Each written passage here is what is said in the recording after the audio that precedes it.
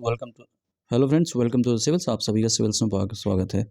तो हमारा जो 17th बीपीएससी का आंसर राइटिंग सुपर 20 का बैच चल रहा है, तो उसमें हमें क्वेश्चन के टॉपिक्स बताने हैं कैसे इकोनॉमिक्स को ट्रांसफॉर्म करना है। तो आप लोग भी जो मुझे यूट्यूब पे देखते हैं वो भी समझे कैसे क्या करना है। ठीक है, आते हैं।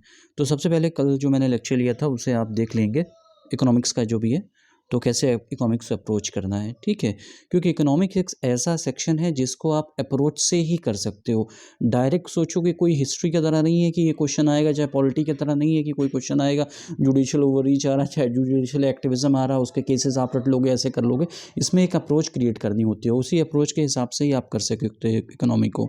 तो करंट अफेयर्स के टॉपिक्स में आपको बता देता हूँ जो इस साल न्यूज़ में रहे हैं। मल्टी डायमेंशनल पॉवर्टी इंडेक्स आप देख रहे हैं, बहुआयामी गरीबी सूचकांक जो इस साल न्यूज़ में रहा है। इकोनॉमिक नेशनलिज्म की बात हुई, आ सकता है क्वेश्चन इससे। ह्यूमन डेवलपमेंट रिपोर्ट जो आई है लेटेस्ट वो है। नीति आयोग जब प्लानिंग कमीशन डिसमेंटल हुआ है, ठीक है, उसके बाद नीति आयोग क्रिएट हुआ है।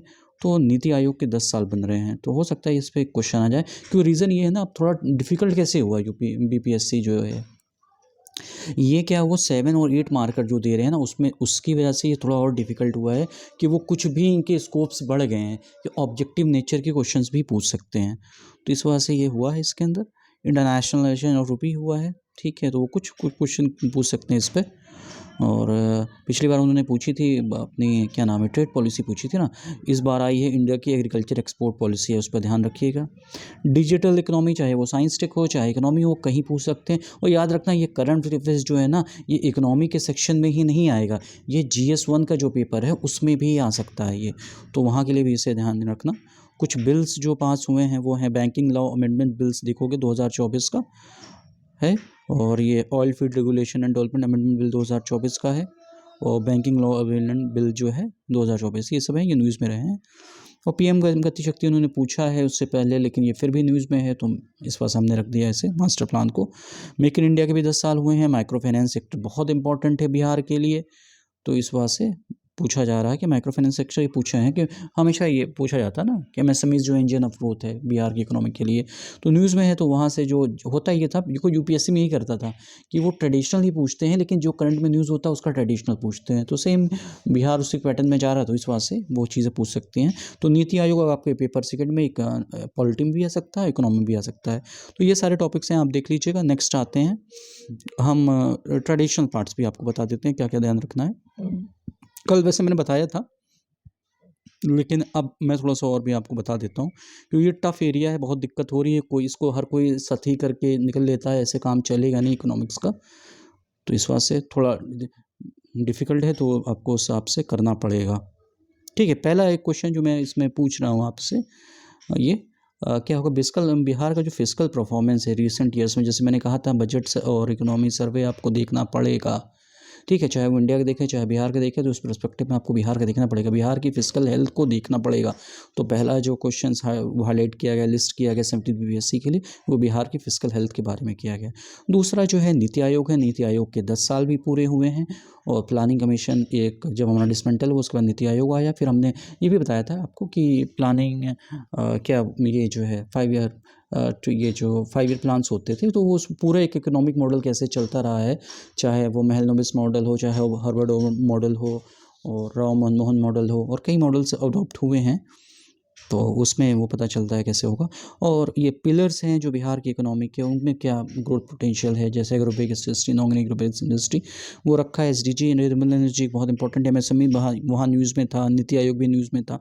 तो ये स्टैटिक के कोई भी पार्ट हैं, ये करंट के भी पार्ट हैं। तो ऐसे करके भी क्वेश्चन आते हैं। होशियारी से जब एग्जामिनर पेपर बनाता है तो यहाँ से क्वेश्चन देता है।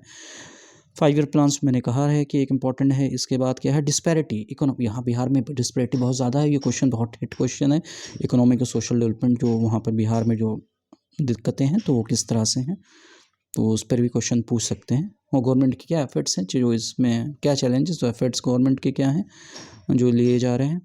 और एक डेमोग्राफिक डिविडेंड का बहुत बड़ा, क्योंकि डेमोग्राफिक डिविडेंड अगर हम रीप नहीं करेंगे, या तो डेमोग्राफिक बेनिफिट्स ले लो, या फिर डेमोग्राफिक जो वो डिसास्टर में कन्वर्ट हो, ट्रांसफॉर्म हो जाएगा। तो इकोनॉमिक सर्वे आया था 23-24 का, 22-23 का, उसमें काफ़ी इस पर बात की गई थी। तो ये है। और ये उसके बाद जैसे कि ट्रिकल डाउन एक मॉडल था, एक अब इसके बाद एक इंक्लूसिव ग्रोथ का मॉडल है।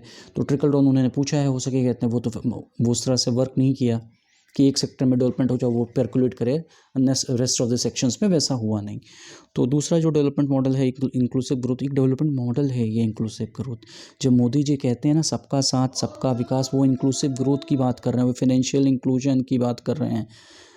तो प्रधानमंत्री जन धन योजना है, उसके 10 साल इस साल पूरे हुए हैं, तो वो इस बात से फाइनेंशियल इंक्लूजन का वहाँ से पूछ सकते हैं। पॉवर्टी हमारे लिए बहुत अच्छा क्वेश्चन हमेशा रहता है, तो पॉवर्टी पर थोड़ा सा देखना है आप लोग को, और इस पे भी देखना है आपको, क्या नाम है, फाइनेंशियल इंक्लूजन, पॉवर्टी पे आपको लोग को देखना होगा। जो अनएम्प्लॉयमेंट है उसको भी मेजरमेंट के तरीके हैं, पूछा है कभी यूपीएससी भी, तो यहाँ भी यहाँ क्वेश्चन आ सकते हैं इस पर।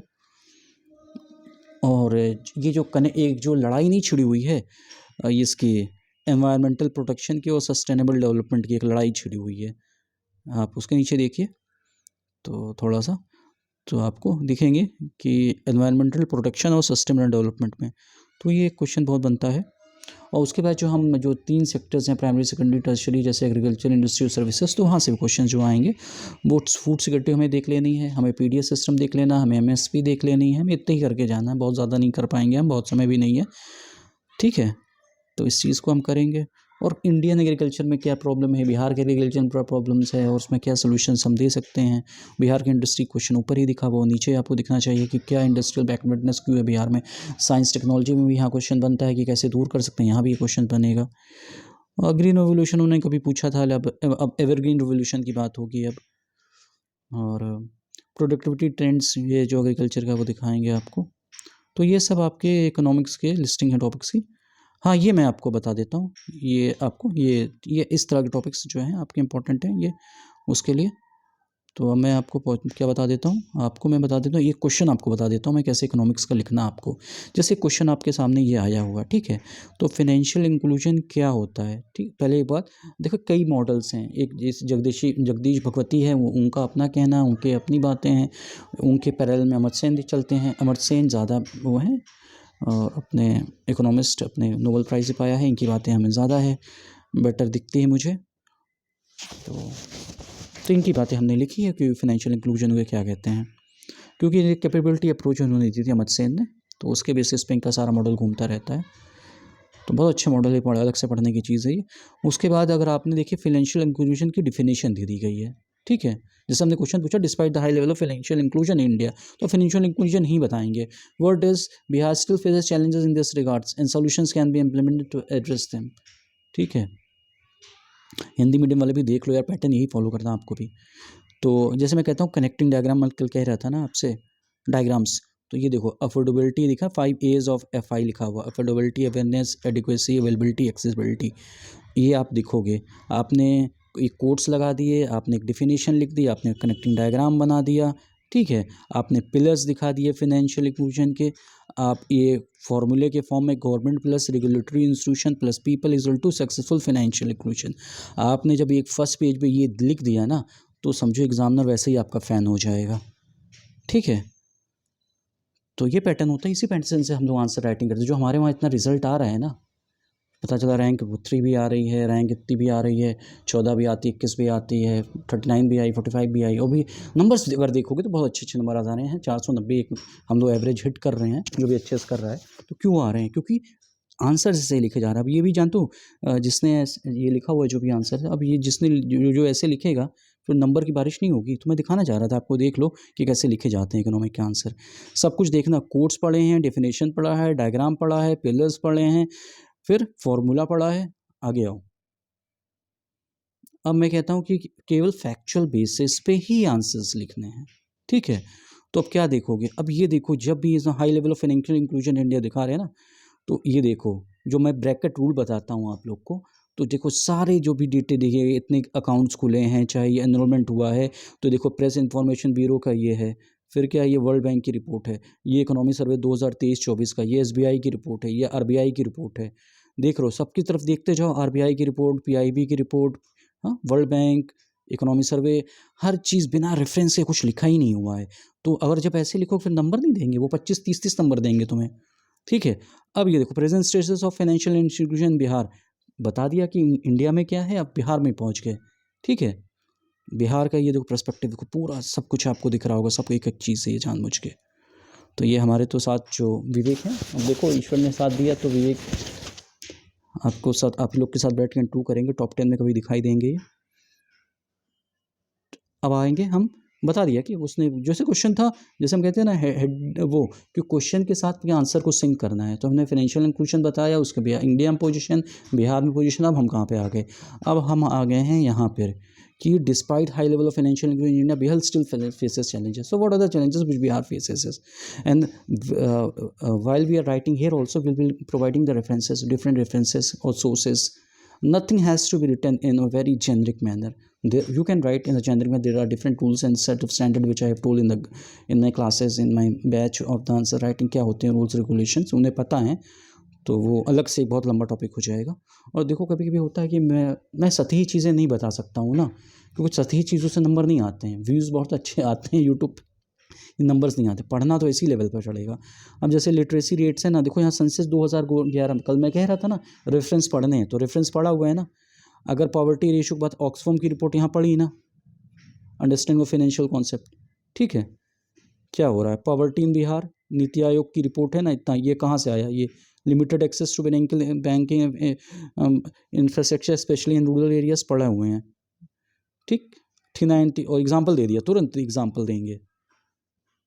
नेक्स्ट चलते हैं, आपको सारे देखिए डिजिटल डिवाइड बता रहे हैं, तो ये 32% of population Bihar having internet access, Bihar के पास ये है।